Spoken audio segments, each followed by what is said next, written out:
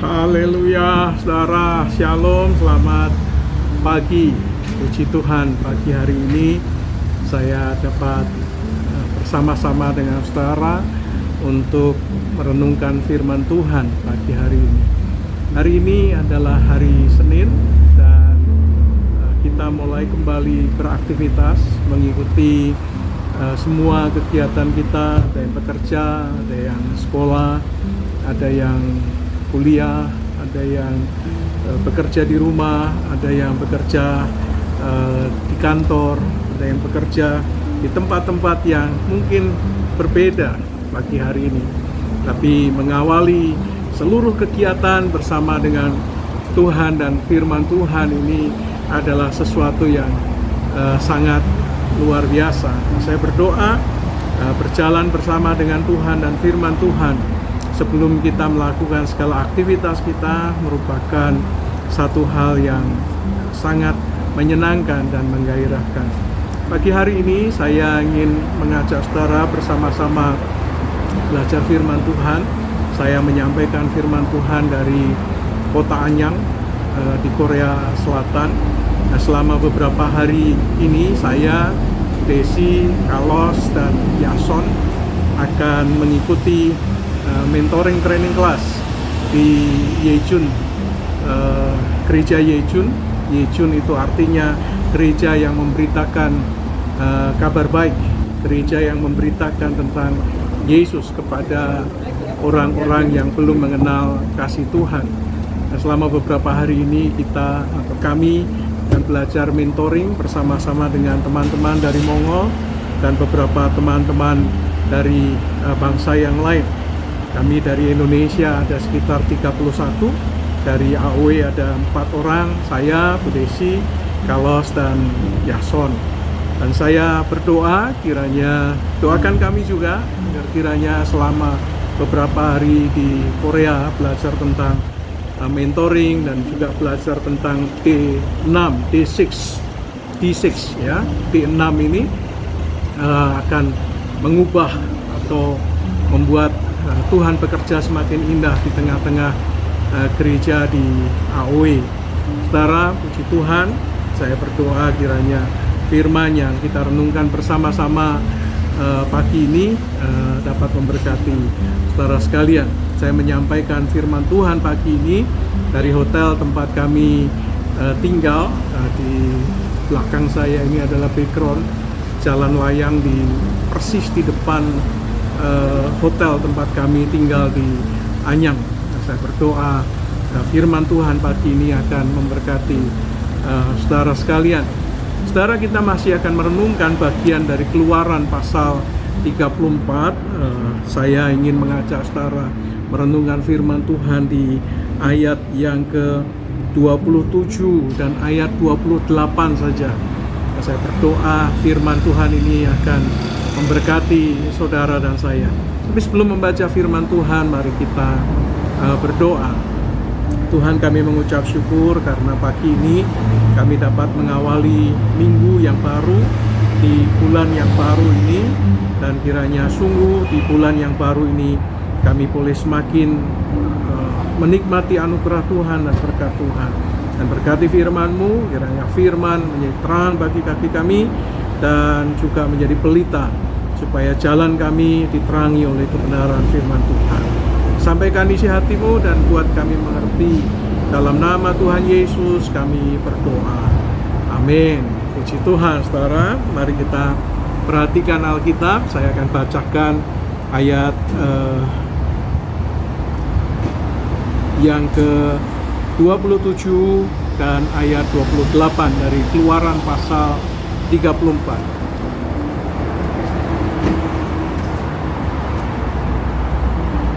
Berfirmanlah Tuhan kepada Musa, tuliskanlah segala firman ini, sebab berdasarkan firman ini telah kuadakan perjanjian dengan engkau dan bangsa dan dengan Israel.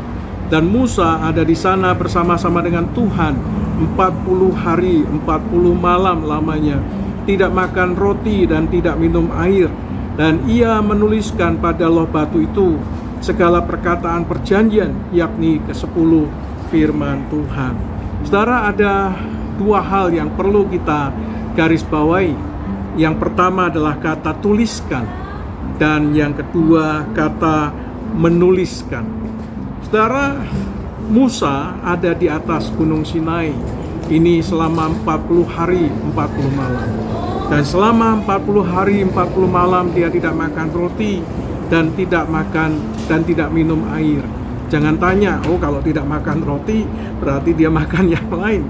Saudara, dua kata ini mengindikasikan atau menunjukkan kepada kita bahwa Musa berpuasa 40 hari 40 malam. Dan ini merupakan jangka waktu yang sangat panjang sekali, sangat lama. Puasa yang dalam kurun waktu yang tidak mudah dijalani oleh banyak orang. Tapi kita belum fokus kepada apa yang dilakukan Musa, dan selama 40 hari 40 malam mereka atau Musa berpuasa. Tapi saya ingin fokus kepada dua kata yang saya tadi sampaikan untuk kita garis bawahi. Kata yang pertama adalah kata tuliskan, dan kata yang kedua adalah kata menuliskan. Saudara, selama 40 hari 40 malam itu Musa mendengarkan firman Tuhan. Dan selama mendengarkan firman Tuhan, dua hal yang dilakukan oleh Musa, yaitu yang pertama menuliskan apa yang didengarnya dan dituliskan semua yang dia terima daripada Tuhan. Jadi firman yang dia dengar tidak hanya didengar oleh telinga, tetapi firman yang dia dengar itu ditulis atau dicatat dalam sebuah catatan yang akan mengingatkan Musa pada apa yang telah didengarnya, dan menuliskan semua yang didengar itu dengan catatan, dengan tulisan yang detail sesuai dengan apa yang dia sudah dengar sebelumnya. Saudara, pada bagian yang pertama ini kita belajar tentang kita dengar, lalu kemudian kita catat firman Tuhan. Ada begitu banyak orang yang mendengar firman Tuhan tetapi tidak mencatat. Mereka hanya mengandalkan daya ingat, mereka hanya mengandalkan apa yang didengar dan tidak memerlukan catatan dan tidak mencatat apa yang mereka dengar. Saudara, pertanyaannya begini, apakah ketika kita setelah mendengar firman Tuhan tanpa mencatatnya, berapa lama kita dapat mengingat apa yang kita dengar, apa yang kita tangkap? Sebagian orang, atau bahkan malah sebagian besar orang, setelah mendengar dia melupakannya. Jangankan dalam kurun waktu 1 hari atau seminggu untuk mengingat kembali, mereview selama 1 minggu apa yang kita dengar minggu sebelumnya, kita pasti lupa. Ayatnya pasti lupa. Hal-hal yang perlu kita tangkap juga kita mungkin sebagian besar melupakannya dan tidak mengingatnya. Oleh karena itulah Tuhan berkata, tuliskan, catat apa yang kau dengar hari ini. Dan ini berarti, saudara, bahwa ketika kita mendengar firman Tuhan, maka kita perlu mencatatnya. Jangankan seminggu, saudara, bahkan beberapa menit setelah kita keluar dari ruang ibadah di AOW, kita pasti atau bahkan sebagian besar sudah melupakannya, tidak ingat lagi apa yang menjadi pesan dari firman Tuhan yang disampaikannya. Apalagi kalau kita komsel di AOW, ini masih jangka waktunya masih 1 bulan sekali. Dan saya memang mengharapkan supaya komsel itu 1 minggu 1 kali, saudara. Tetapi kita masih komsel 1 bulan sekali. Jangankan mengingat 1 bulan sekali, seminggu atau 1 hari saja kita sudah lupa. Lalu kemudian kita membahasnya 1 bulan kemudian, ini sesuatu yang tidak mudah untuk kita kerjakan, saudara. Oleh karena itu, hal yang penting untuk kita lakukan ketika kita dengar firman Tuhan, tuliskan, saudara.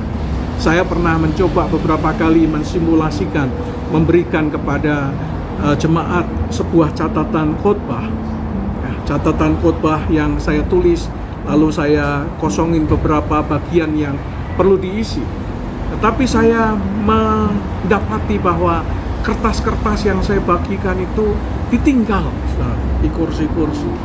Dan bahkan tidak ada satupun, ya tidak banyak ya, mungkin ada yang mencatat, tapi sebagian besar dari jemaat tidak menuliskan apa yang dia dengar dalam catatan-catatan yang akan menolong mereka untuk mengingat kembali firman Tuhan dari apa yang dia tangkap. Saudara, kalau kita memperhatikan apa yang dikatakan Tuhan kepada Habakuk, coba kita perhatikan ya, Habakuk pasal yang ke-2 ayat 1, saudara, dan 2. Perhatikan demikian. Aku mau berdiri di tempat pengintaianku dan berdiri tegak di menara. Aku mau meninjau dan menantikan apa yang difirmankannya kepadaku. Habakuk menantikan apa yang difirmankan kepadanya. Lihat, dan apa yang akan dijawabnya atas pengaduanku. Perhatikan ayat yang kedua. Lalu Tuhan menjawab aku demikian, tuliskanlah penglihatan itu dan ukirkanlah itu pada loh-loh, supaya orang sambil lalu dapat membacanya. Saudara, ketika kita menangkap firman Tuhan dan kita menerima firman Tuhan, kalau saudara tidak tuliskan itu, jangankan orang lain dapat menangkap apa yang menjadi pesan Tuhan, diri kita sendiri mungkin akan kehilangan pesan penting yang Tuhan sampaikan kepada kita. Oleh karena itu, Tuhan tidak hanya berbicara kepada Musa untuk menuliskan apa yang didengarnya, tetapi juga kepada Habakuk. Tuhan berkata kepada Habakuk supaya Habakuk menuliskannya, apa yang disingkapkan Tuhan, apa yang diwahyukan oleh Tuhan, apa yang dibukakan oleh Tuhan dalam sebuah penglihatan kepada Habakuk untuk dicatat sebagai pesan yang sangat penting. Saudara, sebagai orang yang berada di tempat ibadah, sebagai orang yang berada di tempat pengawas, sebagai orang yang berdiri di tempat penantian, maka ketika saudara dan saya terima firman, dengar firman, seharusnya dicatat sebagai sebuah catatan penting. Kita harus peka terhadap firman. Ini merupakan firman yang penting untuk kita tangkap dalam hidup kita. Karena kalau tidak, maka kita akan kehilangan sesuatu yang sangat berharga yang seharusnya menjadi bagian dalam kehidupan kita. Kalau saudara baca Yesaya pasal 28 ayat yang ke-23, di sana dikatakan, dengarlah firmanku dengan peka. Saudara, peka saja itu tidak cukup, tapi kepekaan kita perlu dituliskan dalam sebuah catatan penting. Ketika firman itu kita dengar, kita tangkap dengan baik. Saudara, pengawas harus tunggu firman Tuhan. Dan ketika sudah lama ditunggu, firman Tuhan diperdengarkan, saudara tidak dengar dengan baik. Mungkin saudara dengar dengan baik, tapi karena saudara tidak mencatat apa yang disampaikan, maka saudara akan kehilangan waktu. Sudah lama saudara menunggu, menantikan firman, dan ketika firman tiba, diperdengarkan, saudara kehilangan apa yang saudara sudah tunggu, yaitu firman Tuhan.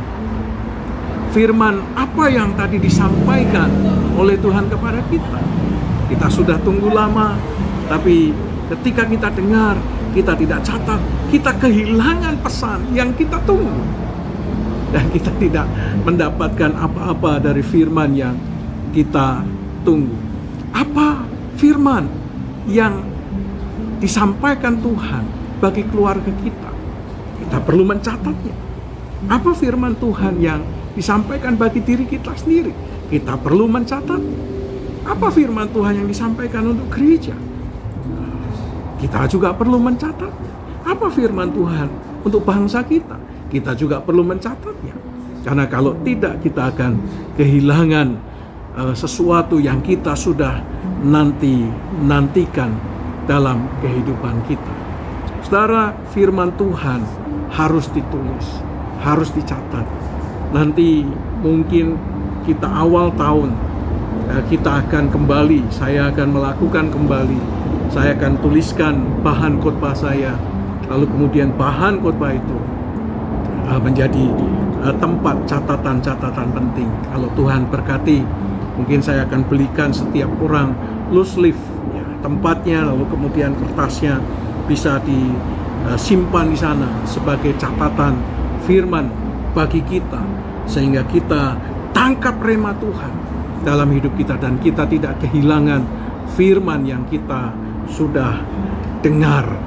Saudara, jangan sampai momentum yang Tuhan bukakan kepada kita, firman yang Dia sudah sampaikan, hilang dan kemudian burung-burung datang memakannya. Burung-burung datang memakannya, atau karena kita tidak mencatatnya, bagaikan benih yang jatuh di tanah yang tipis, yang berbatu-batu dan tidak tumbuh dengan kuat dalam kehidupan kita. Oleh karena itu kita perlu mencatatnya, karena kalau kita mencatat firman Tuhan dengan baik, maka iman kita akan tumbuh. Saudara, kita akan mengalami pertumbuhan dalam kehidupan kita. Iman kita semakin kuat dan kita akan sungguh-sungguh menjadi orang yang waspada. Saudara, ada satu ilustrasi yang saya belajar, saudara, yaitu tentang rusa. Saudara, ada satu rusa yang oleh karena seorang pemburu, dia mengalami luka, yaitu mata di sebelah kanannya terluka, sehingga mata di sebelah kanannya tidak bisa melihat. Dia hanya bisa melihat dengan mata sebelah kirinya. Dan apa yang dilakukan oleh rusa ini? Rusa ini tentu berjaga-jaga supaya dia tidak lagi kena atau terlukai oleh pemburu yang lain. Maka yang dilakukannya adalah setiap kali dia berjalan, maka dia berjalan menyisir sungai atau menyisir danau atau menyisir laut. Dan yang dia lakukan ketika dia menyisir, maka dia letakkan mata kanannya yang tidak bisa melihat itu di sebelah kanan. Kalau misalnya sungainya ada di sebelah kanan, dan di sebelah kirinya dia mencoba berjaga-jaga untuk melihat apakah ada yang datang dari sebelah kiri ataukah ada yang datang dari depan tapi di sebelah kiri. Demikian juga ketika dia ada di sekitar danau, maka mata sebelah kanannya dia tempatkan di samping danau yang dia rasa tidak akan ada ancaman dari danau, tapi dari kiri dia bisa berjaga-jaga. Demikian juga ketika dia berjalan di dekat tepi pantai atau tepi laut, maka mata sebelah kanannya dia arahkan di tepi laut dan mata kirinya ke arah hutan atau ke tempat yang lain untuk dia bisa waspada supaya tidak terlukai oleh pemburu yang lain. Saudara, tapi yang terjadi adalah ketika dia berjaga-jaga di sebelah kiri, dia lupa bahwa di sebelah kanan itu juga adalah sebuah ancaman. Dia lupa bahwa dari pantai juga bisa datang para nelayan, dari danau juga bisa datang para pemburu atau pencari ikan, demikian juga di sungai. Sehingga suatu hari dia hanya waspada dengan sebelah kiri, tapi dia tidak berjaga-jaga dengan sebelah kanannya. Dan suatu hari muncullah para nelayan-nelayan yang tidak pernah dia duga, dan akhirnya rusa itu mati oleh karena sesuatu yang tidak pernah dia sangka-sangka muncul dari tepi sebelah kanannya, dan rusa itu pun binasa. Saudara, dalam kehidupan kita ada bagian yang kita perlu waspada, jaga-jaga, tetapi ada bagian juga yang seringkali kita abaikan, yang tanpa kita sadari itu menjadi peluang bagi iblis untuk menghancurkan kehidupan kita, yang tanpa kita sadari akan membinasakan kehidupan kita. Saudara, mungkin kita seringkali berpikir, firman Tuhan hari Minggu cukup didengar saja. Dan sebagian kita sebagian besar bahkan melupakan firman itu. Kita mengabaikannya, kita tidak merasa mencatat itu bagian yang penting. Menuliskan apa yang kita dengar itu merupakan bagian yang penting, sehingga kita abaikan itu. Tetapi saudara, bagian yang sering kali kita abaikan malah menjadi satu pintu yang menghancurkan kehidupan kita dan bahkan masa depan kita. Saudara, jangan abaikan firman Tuhan. Dengar firman Tuhan dan mulai belajar mencatatnya. Saya berdoa kalau setiap minggu saudara beribadah, belajar dengar firman Tuhan dan catat apa yang saudara dengar. Dan itu pasti akan mengubah kita. Dan jangan pernah menjadi seperti seekor rusa yang buta sebelah matanya dan mengabaikan bagian yang lain yang dia pikir tidak akan pernah mencelakakan, membinasakan hidupnya. Jangan pernah abaikan sisi manapun dalam kehidupan kita. Tetap waspada, dengar firman, catat firman Tuhan, tulis firman Tuhan, dan kiranya itu akan menerangi jalan kita, membuat dari semua sisi kehidupan kita tidak ada yang gelap dan tidak ada yang menjadi sebuah pintu kesempatan bagi iblis untuk menghancurkan kehidupan kita. Dengarkan, tuliskan, catat itu, dan simpan baik-baik firman Tuhan, dan dia akan membawa kita kepada masa depan yang penuh dengan harapan. Amin. Amin. Tutup Alkitabmu, mari kita berdoa. Tuhan, kami mengucap syukur, terima kasih untuk pagi hari ini. Terima kasih untuk firman yang mengingatkan kami, yang seringkali kami mengabaikan apa yang kita dengar dari setiap hari Minggu kami beribadah, mendengar firman. Tapi hari ini Tuhan, kami mau belajar untuk menuliskan dan mencatatnya dengan baik-baik di satu loh batu yang bukan hanya dapat kami baca, tetapi juga yang bisa dibaca oleh banyak orang. Terima kasih Tuhan, kami bersyukur untuk pagi hari ini. Kami menyerahkan semua aktivitas kami, baik kami yang ada di Korea maupun kami yang ada di Indonesia. Dalam semua aktivitas kami disertai dan diberkati Tuhan. Kiranya semua boleh jadi untuk kemuliaan nama Tuhan. Terima kasih Bapa, kami mengucap syukur, dan jadilah semuanya untuk kemuliaan nama-Mu. Di dalam nama Tuhan Yesus Kristus, kiranya damai sejahtera dari Allah Bapa, cinta kasih sayang daripada Tuhan Yesus Kristus, persekutuan pertolongan pimpinan dan kuasa Roh Kudus menyertai saudara sekalian dari sekarang sampai selama-lamanya, di dalam nama Tuhan Yesus Kristus. Amin. Puji Tuhan saudara. Saya berdoa kiranya hari ini menjadi hari yang diberkati Tuhan. Kita menikmati anugerah Tuhan. Selamat beraktivitas, selamat bekerja, selamat menikmati apapun yang Tuhan sediakan. Happy Monday. You are blessed.